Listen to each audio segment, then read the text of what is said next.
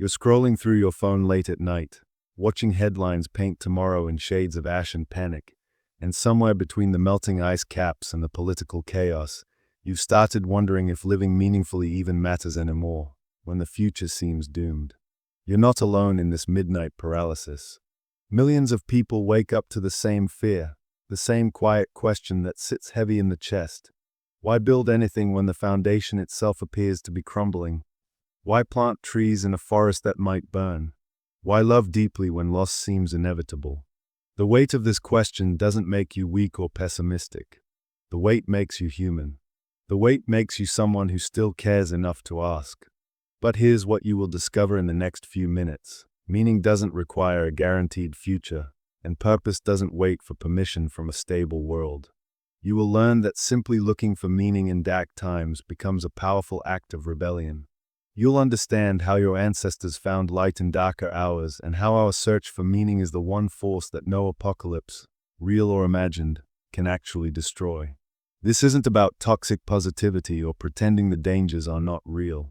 This is about something deeper than optimism, something that lives in the marrow of human existence regardless of external circumstances. The never-ending bad news stops pulling you in when you realize something strange.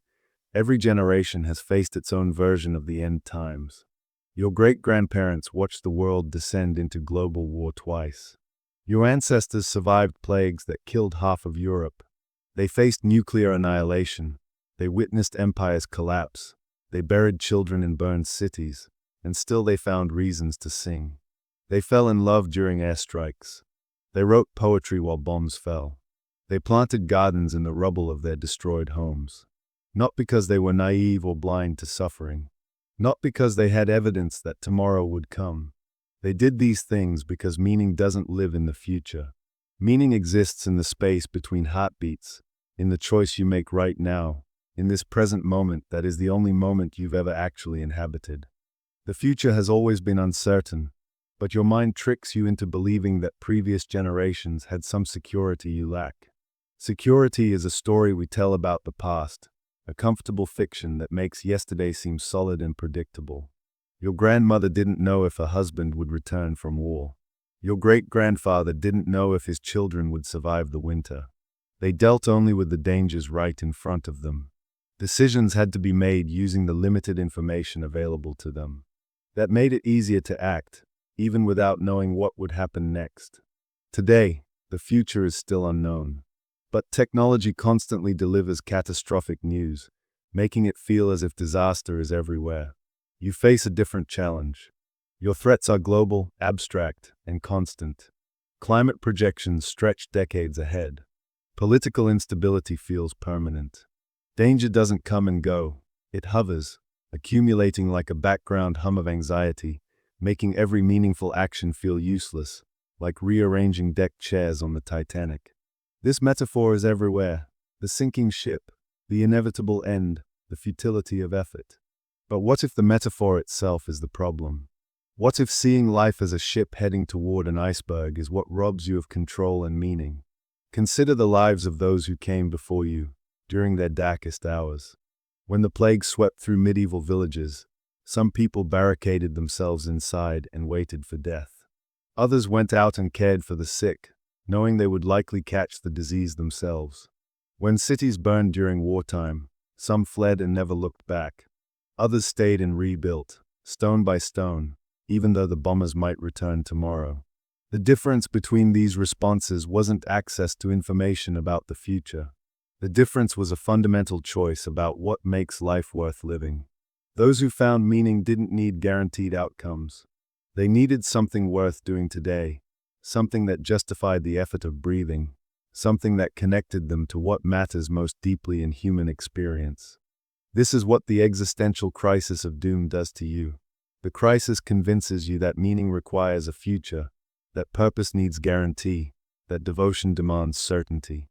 None of this is true. Meaning has never required these things. The mother who holds her sick child through the night doesn't stop, because she can't guarantee the child will survive. The artist who paints doesn't abandon the canvas because museums might burn someday. The teacher who changes one student's life doesn't quit because education systems are failing. They act because the action itself carries meaning, because the connection itself justifies the effort, because love doesn't need permission from tomorrow to be real today. Think about the people you most admire, the ones whose lives seem to radiate significance. Were their circumstances easy? Did they live in times of stability and certainty? The nurses who worked through the pandemic when hospitals were overwhelmed didn't have guarantees about their own safety. The activists who march for justice don't have proof that their specific protest will change policy. The parents who raise children with care and attention don't have contracts promising their kids will turn out well. What they have instead is something far more powerful: the recognition that meaning lives in the doing, not in the outcome. So when you wake up to news of another crisis, another study showing accelerating decline, another political disaster, you face a choice that no headline can make for you. Will you let the uncertainty paralyze you into nihilism? Or will you recognize that uncertainty has always been the human condition, and that every meaningful life in history was built on unstable ground? The people who changed the world for the better didn't wait for permission from a stable future. They acted because action itself was meaningful. They loved because love itself was valuable. They created beauty because beauty justifies itself in the moment of its creation, requiring no future validation, no guaranteed audience, no promise that anyone will remember or care. The doing was enough. The loving was enough. The trying was enough. Your life is not a rehearsal for some future moment when conditions will be perfect. Your life is happening now, in these exact circumstances, with all their uncertainty, danger, and potential. The question is not whether the world will survive. The question is who you will choose to be, while the world continues to do what it does. Will you be someone who retreats, who spent their precious years in a defensive position, protecting yourself from disappointment by refusing to care about anything? Or will you be someone who engaged fully, who loved fiercely, who created boldly, who fought for what mattered even when victory wasn't guaranteed? Consider how your days actually pass when endless bad news takes over. You distract yourself to escape, moving between anxiety and apathy, cycling through information that makes you feel informed but powerless. This pattern doesn't protect you from suffering. This pattern guarantees suffering by disconnecting you from the sources of meaning that make suffering bearable. When you avoid meaningful action because the future seems doomed, you don't spare yourself pain. You just ensure that your pain will be meaningless, that your suffering will produce nothing of value, that your brief time on earth will be consumed by fear rather than devotion to something beyond yourself.